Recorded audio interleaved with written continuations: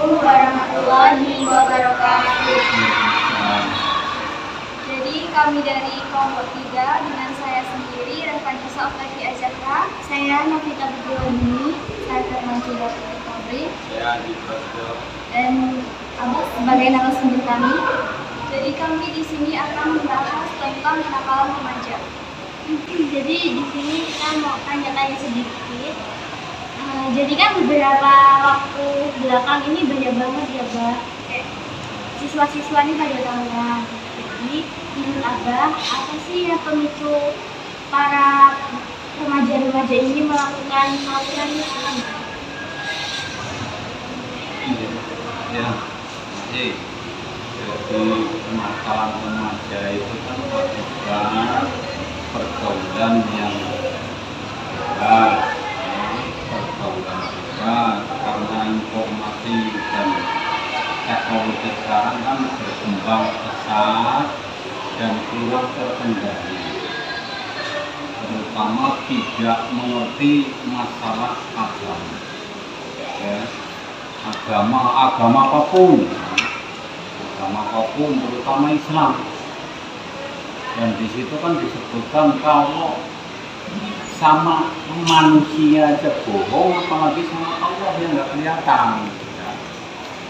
Malaikat nggak kelihatan, setan nggak kelihatan, ya kan? Ya sama manusia aja bohong. Ya. Itu akibat kenakalan remaja dan akibat tawuran Islam, tapi jelas dibujuk oleh setan. Setan itu nggak kelihatan, akan masuk ke dalam hati kalian untuk mengajak berbuat tidak.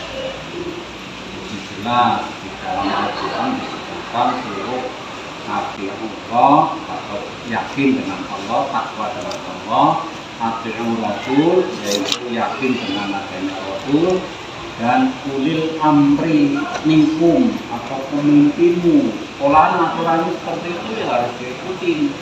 Nah, di tawuran itu kan orang nggak ngikutin aturan sekolah, iya kan? Itu yang tidak yang harusnya dipahami itu nggak dipahami. Jelas jam pelajaran tidak boleh duduk-duduk di kantin. Jam kosong kok boleh, silakan mau beli silakan, tapi tidak boleh duduk di kantin. Itu kan nggak tahu nggak mau apa karena nggak tahu dan bohong sama aturan gitu, iya kan? Akhirnya rusak. Iya kayak tadi ada yang berantem, ya. Itu kan akibat nggak tahu aturan. Padahal yang berantem di sekolah itu kan poinnya kan 100, mau tidak mau harus keluar, iya. Cuman itu karena kasihan sebetulnya sama kalian, tiba berantem terus dikeluarkan, itu kan kasihan.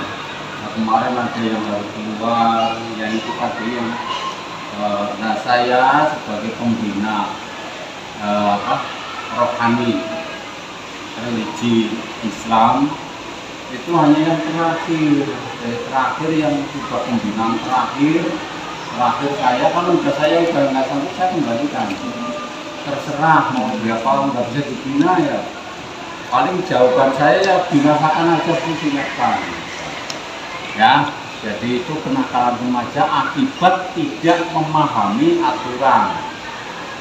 aturan Allah yang gimana, tidak Al-Quran.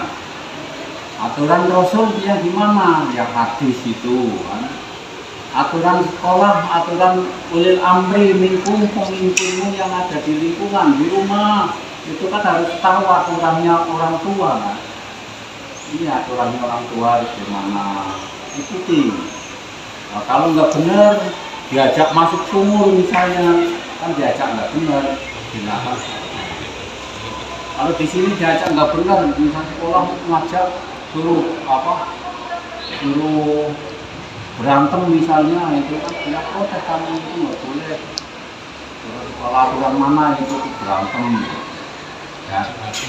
Tuh mungkin itu akibat kenakalan remaja. Nah, itu akan lebih banyak gitu. Nah, mungkin ada yang lain. Menurut Abah, dampak dari kenakalan remaja ini apa ya Pak? Akibatnya ya sebetulnya kebingungan sendiri kan. Iya, rugi sendiri akibatnya. Dampaknya terus terhadap lingkungan kalian itu karena mungkin di DO drop out itu dari sekolah akhirnya mempengaruhi temennya yang lain. Dan kalian juga sekarang remaja itu kan waktu mencari jati diri.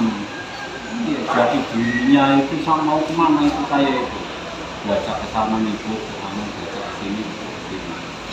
Itu karena tidak memahami aturan itu. Atiullah kalau di dalam Al-Quran, atiul Rasul wa ulil amri minkum, ya, takwa kepada Allah, takwa kepada Rasul, dan takwa kepada pemimpinmu yang dimana saja pemimpinmu. Kalau peraturan di Indonesia harus, kalau kamu udah waktunya pemilihan umum yang ikuti aturan itu, ya, dampaknya itu, ya. Kira-kira cara mengatasi kenakalan remaja itu gimana? Dia harus belajar, iya kan, bahwa orang yang mau belajar itu berarti mau merubah. Orang yang mau belajar untuk ke arah apa? Misalnya kayak tadi aturan Allah, aturan Allah berarti dia belajar Al-Quran. Kalau mau mengikuti aturan Rasul dia belajar hadis. Kalau mau mengikuti aturan sekolah sini ya belajar, ikutilah belajar aturan sekolah. Aturan sekolah bahwa kalau misalnya berantem itu harus poinnya 100 misalnya, itu ya harus dipelajari benar. Jadi kalau di sini kan belajar merdeka, aturan merdeka itu gimana aku bisa ada pelajaran merdeka, ikuti satu persatu, ya. Jadi belajar Pancasila ya ikuti. Saya kira yakin kalau misalnya mau ikuti itu nggak ada, itu akan tenang. Kalau di dalam Islam itu yang namanya apa, saling mencintai gitu kan, saling pengertian, itu pasti akan tenang. Jadi akan ar-rahmah, itu saling mencintai antara teman, antara guru dan murid, antara orang tua yang di rumah dengan guru yang di sini. Jadi ya jelas orang tua guru hanya mungkin jewer karena didiknya orang tuanya kota suku gitu kan. Itu berarti kan nggak saling pengertian namanya. Saya kira kalau saling mencintai, saling pengertian itu akan tenang, sakinah namanya. Jadi dalam keluarga kan dalam keluarga ini sekolah. Jadi saya menganggap kalian itu nggak orang lain, keluarga saya anggap anak, kasihan sama kalian. Jadi saya berantem itu tadi. Saya udah lari-lari dari sini, makanya ada yang kesurupan itu tadi. Tahunya saya kira mati, tahunya perempuan yang luar biasa itu. Saya itu malu sekali itu ya. Ada perempuan berantem gitu, luar biasa itu rebutan apa gitu loh. Berarti kan nggak saling pengertian itu kan, namanya nggak saling pengertian. Dampaknya itu. Lalu caranya gimana? Ya itu harus belajar. Kalau mau ngaji silakan, dikasih tempat kok. Iya kan? Ngaji sini silakan, konsultasi ini fokus seperti ini. Sekarang itu setelah pandemi memang karena teknologi itu. Jadi kalau dulu memang ramai sebelum pandemi, mungkin kamu ya kelas 3 ya. Kelas 2. Kalau kelas 2 nggak ketemu, kalau kelas terakhir yang sekarang kelas 3 itu ketemu saya karena saya tadinya masih ke kelas, karena saya udah pensiun di sini. Saya udah 60 tahun lebih, jadi pensiun 60. Saya udah enggak, cuma saya dulu tetap ikut membantu untuk membina roti. Jadi kalian termasuk anggota roti bukan? Iya kan, anggota roti kan? Jadi Jadi kalau orang yang beragama Islam yang bertauhid, bukan saya, ini bukan orang Islam. Ini sih datang sini konsultasi masalah agama, masalah Al-Quran, masalah hadis, masalah ulil amri itu pemimpinnya. Itu sering ada anak masalah di rumah sama bapaknya sama ibunya. Orang tua saya kalau bilang saya kok ngomongnya binatang keluar itu konsultasi di sini. Walaupun bagaimana yang ngomong orang itu cuman ya itu saya katakan tadi, kalau disuruh masuk sumur ya jangan mau. Maksudnya bukan masuk sumur tapi misalnya disuruh nyuri jangan ya, itu kan. Sekian dari podcast kami. Terima kasih Mbak Arab telah menjadi narasumber dan menjawab pertanyaan kami. Kami ucapkan Assalamualaikum warahmatullahi wabarakatuh. Orang-orang yang beriman, janganlah suatu kaum mengolok-olok kaum yang lain, karena boleh jadi mereka yang diolok-olokkan itu lebih baik daripada mereka yang mengolok-olok.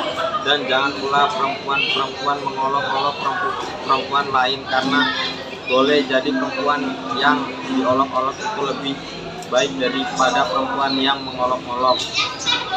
Janganlah kamu saling mencela dan saling memanggil dengan julukan yang buruk. Seburuk-buruk panggilan adalah panggilan fasik setelah beriman. Siapa yang tidak bertobat, mereka itulah orang-orang zalim. Quran Surat Al-Hujurat 49.